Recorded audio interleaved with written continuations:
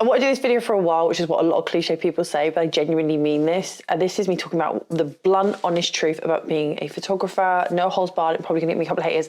The light is coming from this window. I'm really sorry. I am pressed for time today, so let's just go, because I feel like I need to tell you this stuff, and because nobody's really telling you. There may be, but if they are, yeah. This video is a definitely get involved in the comments, talk about things, debate things. I'm going to do a lot more of these videos because some of you have asked, so this is where I'm going. There's so much in photography that is based on appearance. There used to be this type where a photographer would wear like a hat, and I was one of them. We'd wear these big hats, and then we'd walk around and we'd have cool jackets, and we're a little bit hipster or whatever you want to call it. And there was definitely a uniform for a type of photographer, and you had to be trendy and look trendy, and then people would book you. I don't think that's a true element as to why you got booked, but I do know that for some people, they felt like it helped them. And we were talking about this in a recent coffee meetup, and someone was saying like, I swear I only got booked because I looked cool. I mean, it's horrible to think that it's not always about our work, but genuinely sometimes it feels like it's because of how you look. And I think as I'm getting older, as I'm, I am a female, particularly I think females get hit quite hard with this. But I know when I'm talking to the guys, they sometimes feel like they're falling out of it. It feels a lot like the content that is coming from the big brands is very much aimed at a younger photographer. The perception is that it's a younger photographer, and that the older photographers are sticking to more perhaps the travel or the landscape stuff. You won't see them like maybe perhaps going wild with content for an older fashion photographer. And yet the concept photographers they're referencing or they're telling us are the inspiration are older photographers. I don't know how true that is from everyone's perception, but when we were chatting about this, a lot of people were talking about it, and I have to say I am seeing it. So controversially, let me know what you think. I absolutely hate this one. It's happened recently with me. It's gear shaming. I absolutely hate gear shaming. I always will. Oh, you don't shoot Sony, Canon, you don't have Hasselblad. I'm done. And people will constantly gear shame you. I think it gives them some elevated importance, and it really, really isn't. I think people who gear shame are genuinely just crap people. I don't think there's any saving grace to gear shame somebody. You can recommend different gear, but to shame them is just not okay. I recently had it where someone was telling me that the laptop I was using was a terrible quality of laptop, yet I was getting all the work done and I was doing all my editing on it, and it seemed to just work fine for me. I really didn't see the issue. And I was in the middle of a field. So I'm like, leave me alone. But you are going to come across people like that, and there'll be people who will genuinely think they know more than you over the gear and what you're using, even though you've both been booked perhaps on the shoot, or even you've done other stuff and they haven't, but they will definitely tell you how to, what equipment to buy and what to do. And that is incredibly frustrating. And I'm going to say it, and in my experience, it's mostly been men. It's been mostly men. The only time I have been, I think, shamed was by a female photographer was because I decided not to buy a sheepskin rug to do a baby shoot with, because I wasn't buying the stuff for a baby shoot, it was for a dog shoot, and she was like adamant that I needed, all baby shoots need to have a sheepskin rug. But that's beside the point. And it's often younger men or like really young men or dramatically older than me. There's no middle ground. There's this great hub of photographers, male, that I've met who have been incredible and really supportive, but occasionally, and it's always on like Facebook groups, and only a couple of times in person, but on Facebook groups people really love a gear shame. In person it's always been slightly younger guys, which is just, it's individuals, it's not a cast of aspersion on all of them. But yeah, be aware, gear shaming will happen, and it will make you feel crap and it'll make you feel inadequate, and it just happens. There will always be people advertising unpaid work, because there will always be people willing to do it. There are literally people, there was an advert that was just on a Facebook group now asking me to go to a nightclub, I think in somewhere in Essex, like Basildon, and people were chomping at the bit to do it, and I don't understand. You need insurance if your kit gets damaged, but think about all those drunk people, all the alcohol falling about. Why is that not paid, and paid really well, because you are putting your stuff at risk highly. But yeah, it was considered a great opportunity. But do you know what happened? Someone will do it, so they'll just keep doing it. There are literally photographers out there so keen just to have some sort of presence that they don't care the quality they're putting out, the standards they're working to, who they're working for. They will always just put themselves out there at the risk of their detriment of their career, the risk of their equipment, because they need to be photographing something. They need to be photographing something, and they need it to be from a client so they can say they've got a client. And that's, I don't know, I don't get that vibe. Let's talk about money. Well, I'm working for free. There are months in the year where you are going to struggle to have money. There are ways people say, oh, you can fortify it, you can do loads of different things. There are going to be months where you're going to struggle. there are months where you're going to consider giving it all up, and you're going to go and want to get a part-time job, a second job, and that is perfectly acceptable to do that. I don't like the shaming around that, but equally, I hate the idea that photographers constantly churn out that they're making all this money. One of the things I absolutely frigging hate, and it's my big bugbear, is these photographers who say, I made such and such amount of money during my course to find out why. Because they ran a course to tell people how they made their money, and the money came from the course. There is so much BS around this. It absolutely annoys me to no end. The amount of people that don't actually give you the full scope of what's going on. They're not brutally honest. They're not honest even in slightest. They just go, yeah, I made all this money. You know, you did a course that convinced people to do your course. That's how you made the money. I know, oh, so-and-so made 6 figures in the first month. Maybe they did, but they're such a rarity. I hate the idea that we're doing this get rich quick constantly with courses. Everyone knows if you're going to, like, I mean, there are chances that can happen, but it's so sporadic and so rare. I hate the idea that people are monopolizing everything to be that person. Slow building is very standard. When you do your SEO, and if you don't know what SEO is, Google it. Go and Google stuff or use other search engines before you start paying somebody to do this. Because the more you know, the better you're going to use their time if you need their help, because you're going to be able to ask precise questions. And you know, when you start doing SEO, it takes about 6 months, I believe, is the standard they say for it to start taking effect. So when people are sitting there going, oh, what do I do? And they ask on a Facebook group, well, do you know what? Why don't you go, tell me what your current plan is? Oh, I don't have a plan. Well, that might be the problem. You don't have a plan. Like, people are so quick to ask for the help and fall down these money pits of doing these courses that don't necessarily help them in the best way. And that's like being a photographer, you spend I can't express this so much. Being a photographer is not about clicking a button. You have to do your marketing, you have to do your blogging, you have to do your social media updates, you have to do behind the scenes. It is diversified, right?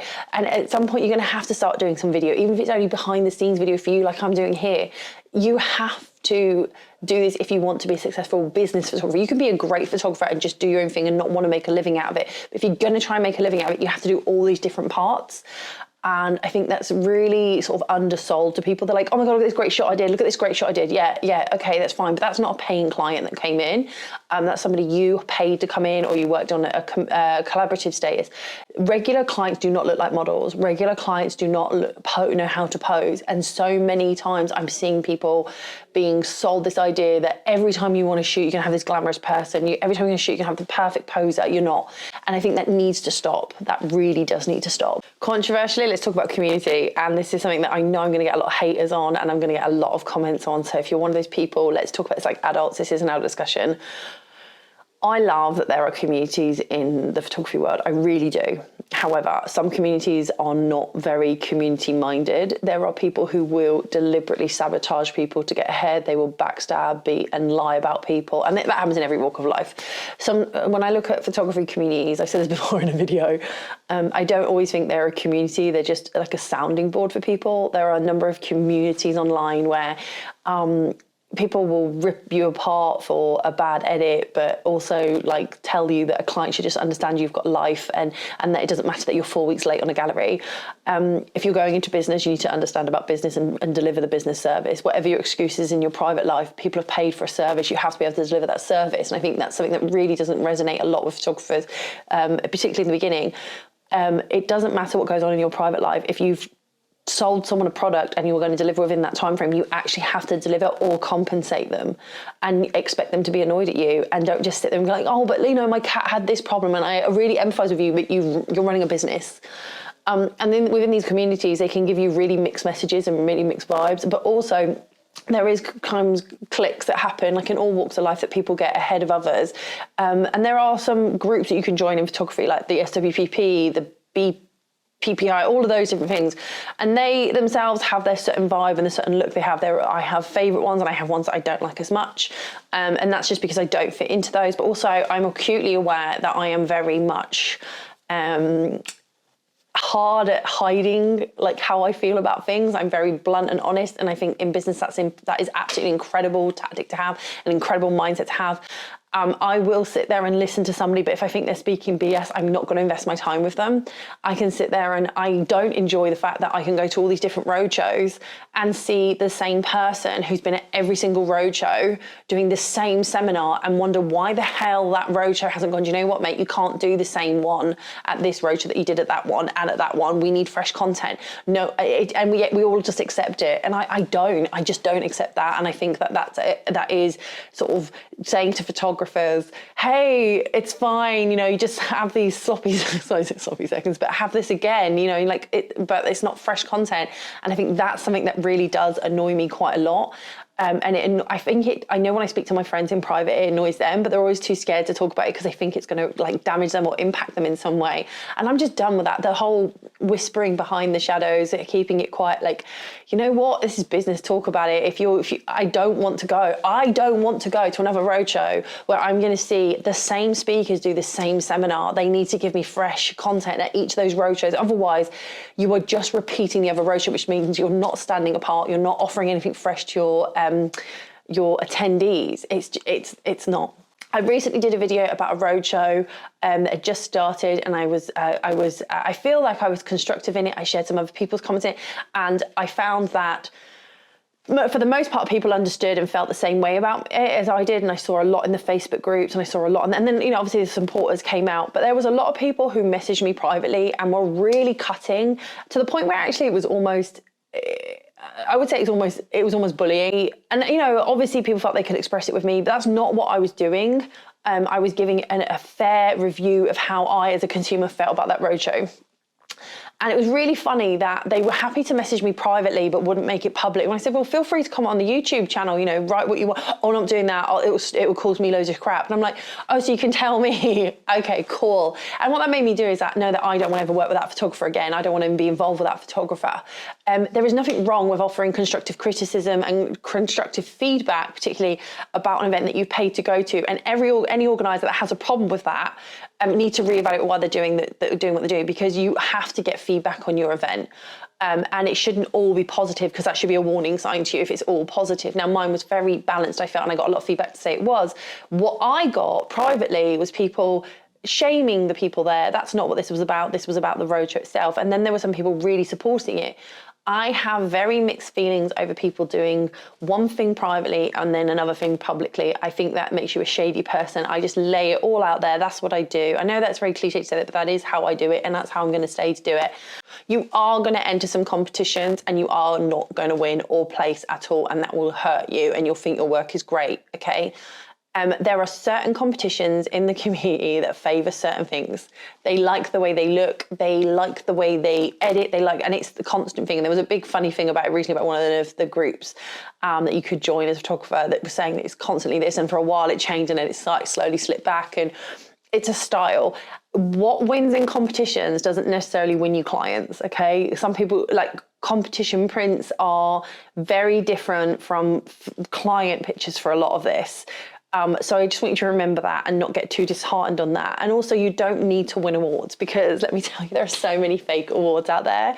There is an award that goes round. It emails me every single year, and every single year they email me and I don't respond, and yet somehow I'm actually winning an award. And I've won all these different awards, but equally, there is a guy who's won similar awards the following year, because I don't win the same award every year, the following year, who won Best Wedding Photographer in Northampton, yet he'd only started in 6 months and owed people loads of messages and actually was outed as a scammer.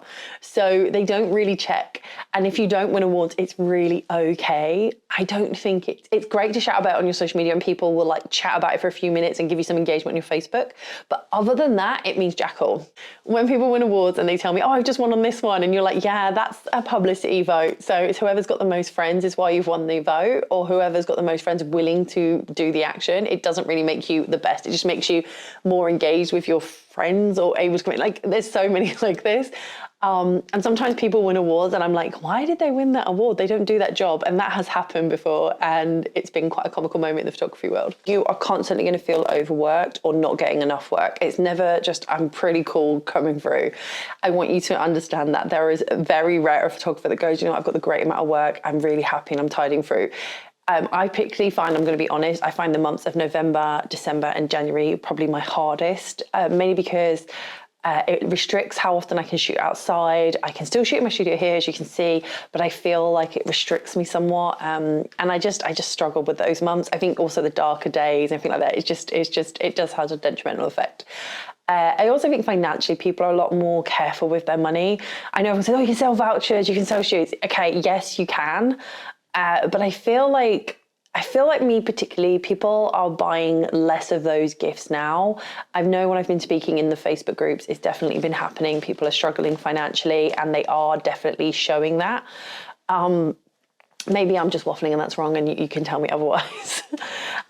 But there are months where you're going to struggle, and I think it's so easy to spend your money and you're like, oh, I need to buy the next gear, I need to buy this, I need to go to this. Don't. Learn about saving your money and future-proofing it for the rest of the year. So if your heyday, for me, my months where I make the most money is sort of summer, like a lot of photographers. I make sure that my prices are a price so that in the slower months, I'm able to pass that money along those months. I know people laugh at me and go, why would you do that? But I genuinely want to take care of my future. So I have to make sure that I have money and I put money away in savings. I'm not just spending it on new camera equipment and traveling for the sake of traveling. Everything has to have a financial gain from it for me.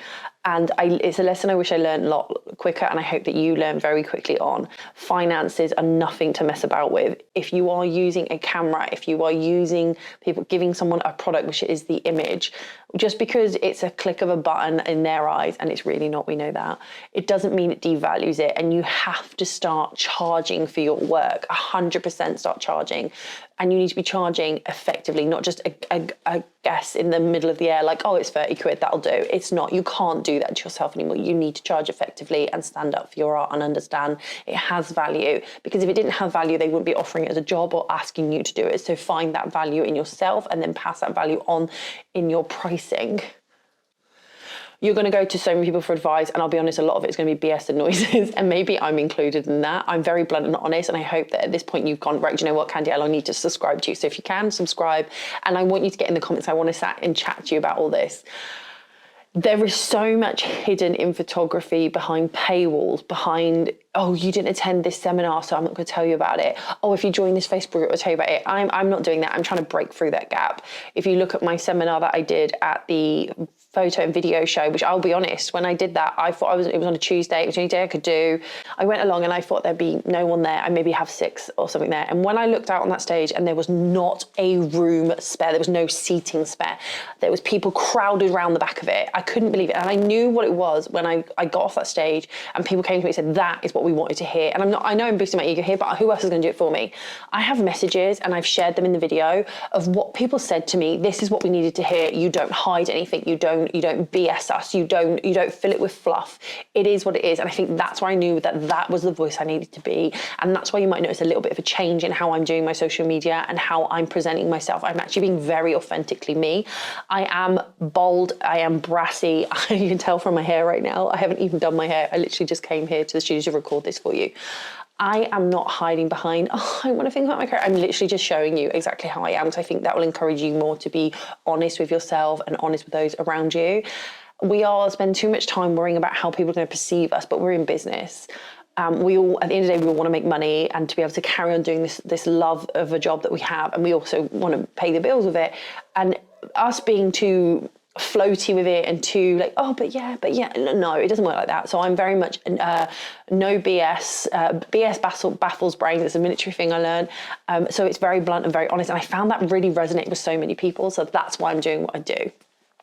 So when you go to people for advice, I don't think there's anything wrong with them putting it behind a paywall, because that is their advice and they have brought knowledge on it. But make sure the advice you're getting is actually worth it, because so many of the times I have gone, I mean, even some of the free stuff I've gone in, and I've talked about this before, there's this, sometimes I watch these little free seminars on social media and they go, oh, let's talk about our reach. And I look at because I have done social media analytics as a qualification, and I look at it and they've got this massive reach of 40,000, but then they only had like 80 people commenting and like 100 people liking, which means means for the vast majority of people who saw that post, it was spam or of no interest to them. So why am I impressed by your reach? I'm actually more disappointed that you didn't target your reach to people who were interested. And yet what they do is they talk to you about their reach. I don't care about the reach. The reach actually just proves to me that you don't know who your client is, because you're reaching out to 40,000 people and less than 100 commented or liked on it. Like, it makes no sense. So that's what I mean when people are not being honest about their skill set and what they're telling you. There is nothing wrong if you do not travel with your photography or go do festivals, or you just stay in your little town or your town where you live and you just take photographs of people, portraits, business headshots, children, whatever it is. You're going to see photographers who glamorize their life. And I know that I'm kind of guilty of that because I do share when I go to Norway and everything, but I am there working. Who imply that they're doing this great life. Like, I was really honest in mine when you saw me traveling. I talked about like how tiring it is. I don't want to hide that from you guys, but there are people who will glamorize it, and you'll see them on skidoos or whatever you call them, and like some of them even jumping out of aircrafts, and they seem to have this endless supply and living the best life. Believe me, when I say people have worked hard, social media strips all the hard work away and makes it look instantaneous, which is why everyone thinks that, oh, it didn't happen to me that quickly, so I must be failing. It happens.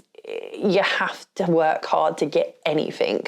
Very few times are you going to take one picture and suddenly Vogue are going to call you up. It's just not. I don't think it's ever happened, but you never know. One day it might. Vogue, hit me up. There are so many people who want to hide their hard work from you because it gives a more glamorized image, and then they can sell you a product perhaps down the line that, look, I managed to do this so quick. Look at this. When people tell me I managed to get 4,000 followers in a week, yeah, I can do that too. I can just buy them. Like, just remember, nothing on this, even in this box, nothing is for real.